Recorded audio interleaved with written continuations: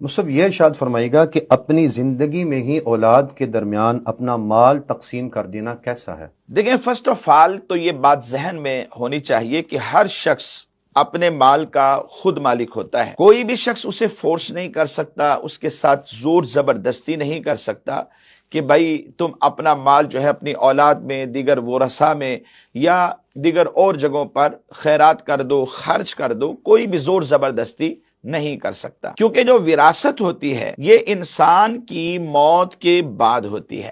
مال میراث کو بندے کے اس دنیا سے چلے جانے کے بعد پھر ڈسٹریبیوٹ کیا جاتا ہے ورثاء کے درمیان.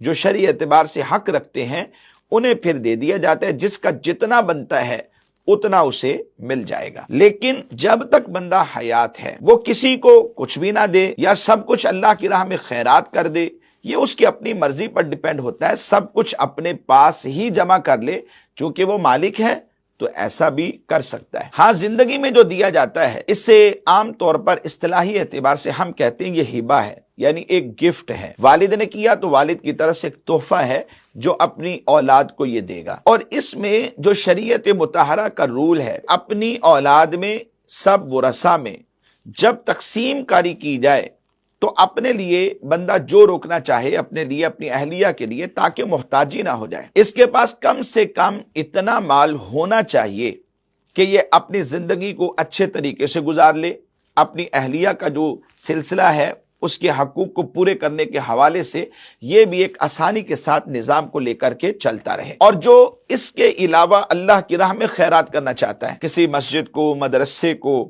فقراء کو تقسیم کرنا چاہتا ہے، تو یہ بھی اس کی مرضی پر ڈیپینڈ ہے. اپنی آخرت کی بہتری کے لیے اگر ان میں سے کوئی نیک کام کرنا چاہے یا ایکس وائی زیڈ اور کوئی بھی نیک کام کرنا چاہے اپنے مال کے ذریعے سے تو یہ کر سکتا ہے، وہ مال بھی روک سکتا ہے. اچھا، اس کے بعد جو باقی بچ جائے اس کے حوالے سے پھر اپنی اولاد میں، اپنے حقیقی ورثاء میں جب یہ ڈسٹریبیوٹ کرے گا، تقسیم کرے گا، اپنی اولاد میں سے کسی ایک کو زیادہ اس وجہ سے دینا چاہتا ہے کہ وہ دینی فضیلت رکھتا ہے، طالب علم دین ہے، یا کوئی عالم ہے، شیخ الحدیث ہے، دین کا کام کرنے والے ہیں، یا ان کے خدمت گزار ہیں.